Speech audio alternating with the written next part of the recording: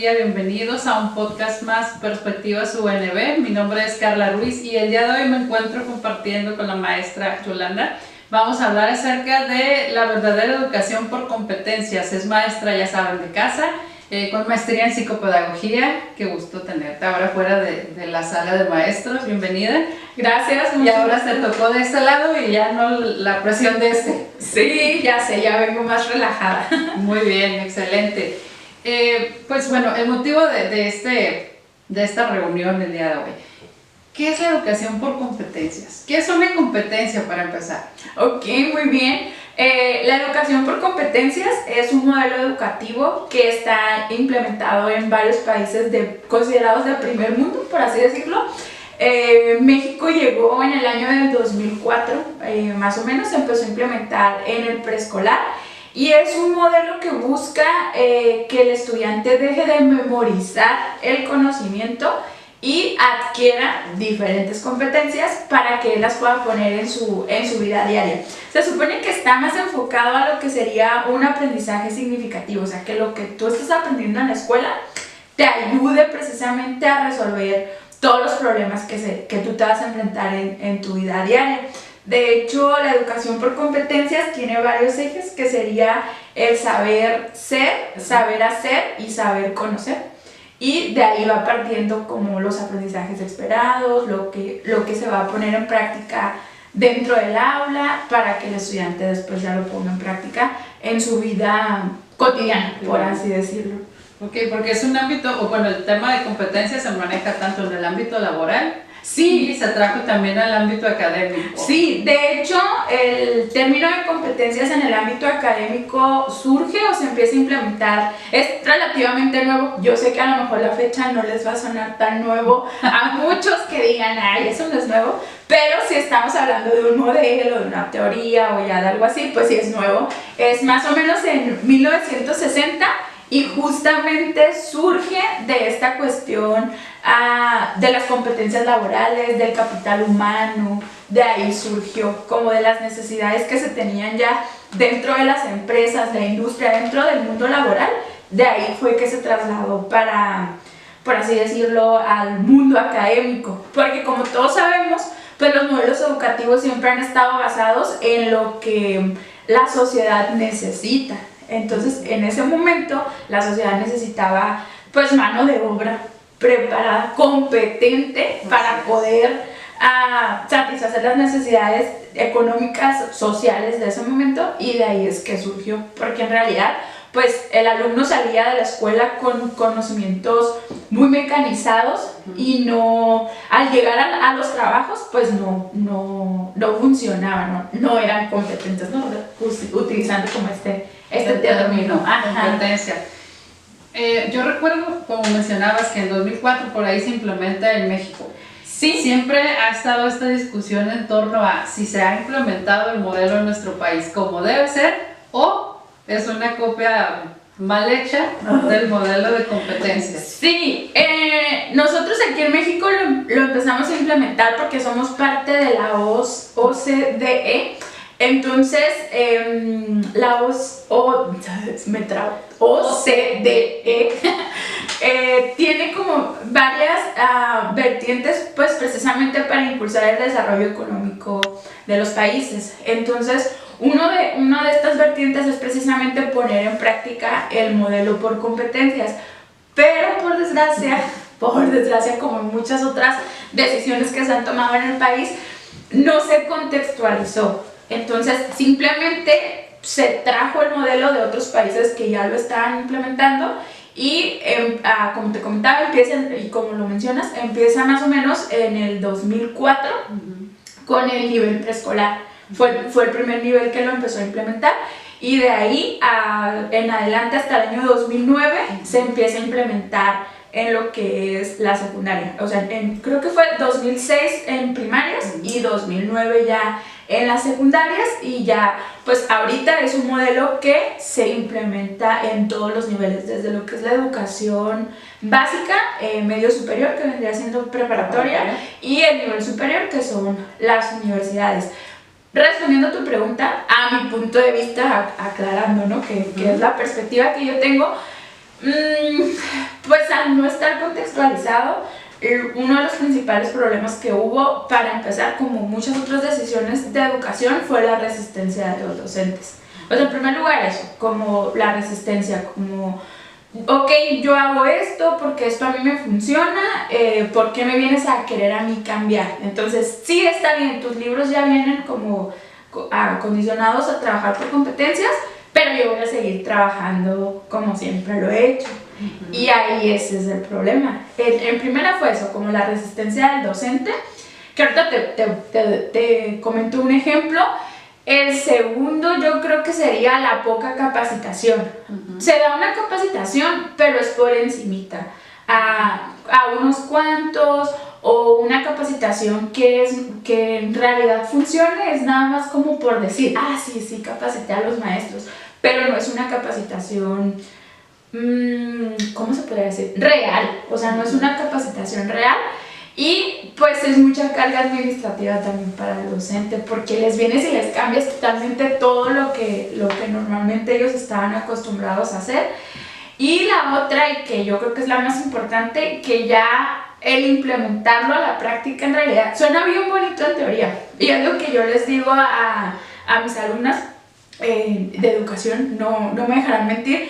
Yo apenas he tenido la oportunidad de empezar a trabajar en educación básica y desde el mes de octubre y me di de topes contra la pared cuando dije, no inventes, o sea, en la universidad nos enseñan la teoría como muy bonito o pueden ocurrir estos problemas, pero ya cuando estás ahí es como que, no, o sea, y no digo en esta universidad, en todas las universidades, porque al final de cuentas es lo que tu plan de estudios dice que tienes que enseñar. Entonces, yo creo que la principal problemática es que es un modelo, pues está basado por proyectos, te basas también en tratar de alcanzar un aprendizaje esperado, es así como se lo llama, es el término correcto, pero es muy difícil como hacer que todos los estudiantes logren ese aprendizaje. Y otra, se supone que estás enseñando así, por alcanzar el aprendizaje esperado, pero desarrollando competencias, pero se sigue evaluando de la manera tradicional. ¿Cuál es? El examen. O sea, seguimos evaluando por exámenes y tú no puedes determinar por medio de un examen si una persona en realidad alcanzó las competencias o no, porque en el examen te va a demostrar que memorizó y que se supone que es lo que este modelo programa tenía y que se estaba... Entonces, eso es lo que pasa. Ahorita que ahorita te doy un ejemplo, en la cuestión de que también el docente dice, ok, sí, lo voy a implementar, pero a la vez no. Por ejemplo, antes, si querías que te aprendieras las tablas de multiplicar, si querías que aprendieras a leer y escribir, era completamente memorización. Y se supone que ahorita ya no se puede hacer. Ahorita tú, por ejemplo, si quieres enseñar al niño a leer y escribir a un niño, de primer año, ya no tiene que ser como que les enseñes la mamu, la papapipopu, sino que él de manera global debe de aprender lo que es la lectura. Por ejemplo, ponerle la botella de botella y la palabra botella, para que lo empiece a identificar y que sea como de una forma que él no esté memorizando, sino que sea más amigable y él relacionando como un conocimiento que ya tiene, que es, yo ya sé que esa es una botella, con un conocimiento nuevo, que sería la palabra ya escrita botella, y que ya él los junte y así sea lo que es el aprendizaje significativo. Ahorita que mencionas esto se me viene a la mente, ¿y qué pasa si yo le separo la botella y veo la palabra? Pues se supone que cuando él ya tiene este andamiaje y que él ya lo adquirió ese conocimiento, ya sin ver la botellita, él ya va a saber que ahí dice botella. Para muchos niños va a funcionar, pero hay otros que en realidad pues todavía a lo mejor no asistieron al preescolar. Yo te estoy hablando de un niño de primero, ¿no? Sí, claro. De primaria, pero a lo mejor hay niños que no asistieron al preescolar, que en casa a lo mejor no se les estimuló y va a ser un poco más difícil. Entonces, ahí es cuando el maestro, a lo mejor por no batallar, por decir, no, pues mejor yo me voy desde lo básico, desde el principio, y voy a empezar con la mami mi mamú, con la papá mi papú, y ya estás volviendo al método tradicional. Por ejemplo, a ti, ¿cómo te enseñaron a multiplicar, a las tablas de multiplicar o cómo aprendiste a multiplicar? Lo tradicional, 2 por 1, 2 por 2, 4. Y hasta que te las aprendías, ¿no? Y si no era que el profesor te jalaba la oreja, la mamá con... Nunca tuve ese problema, pero sí fue el método tradicional.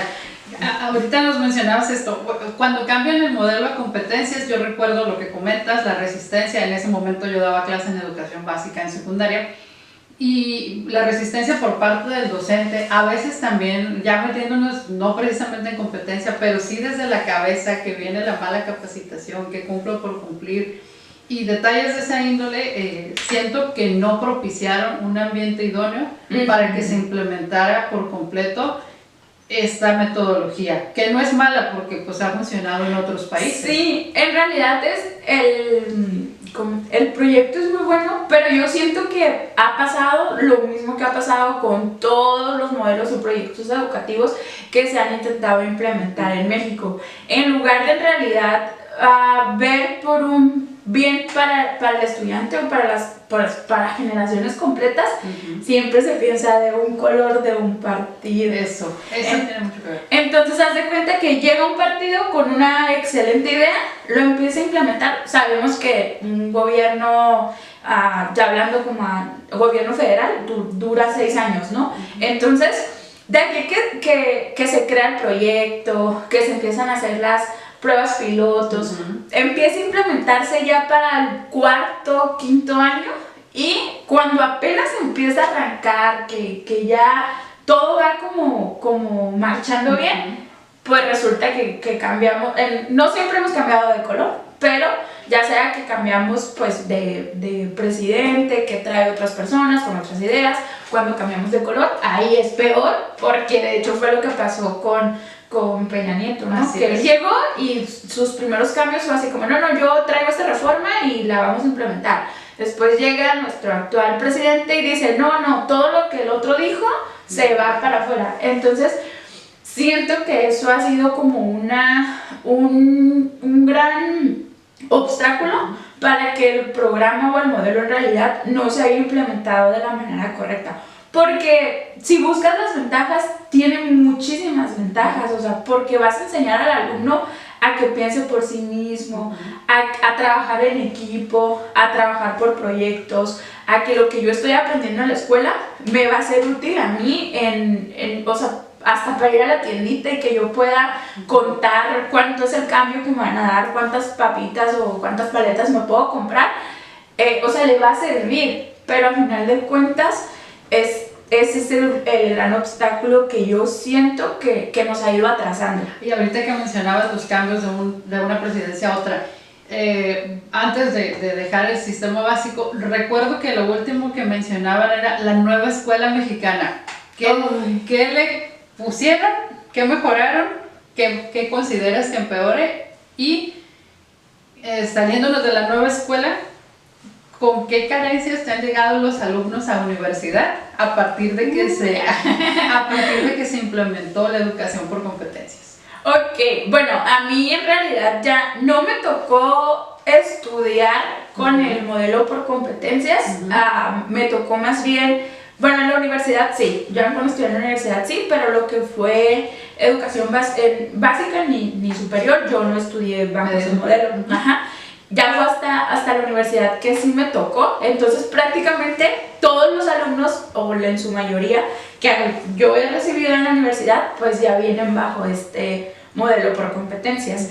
Y sí, disculpen a los alumnos que nos están oyendo en este momento, pero sí me ha pasado como esta cuestión que yo digo, bueno, pues se supone que debes de ser competente, que debes de sentir, debes de tener el sentido crítico, esta capacidad para opinar, defender tu punto de vista, ahorita que hablábamos del saber ser, saber hacer, saber conocer, o sea, se supone que bajo el modelo de competencias el estudiante tiene el conocimiento en sus manos y debe de saber qué hacer con él.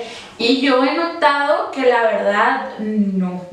Sí, La verdad, no. Las nuevas generaciones tienen todo, tienen por ejemplo cosas que nosotros no teníamos, como lo es el internet.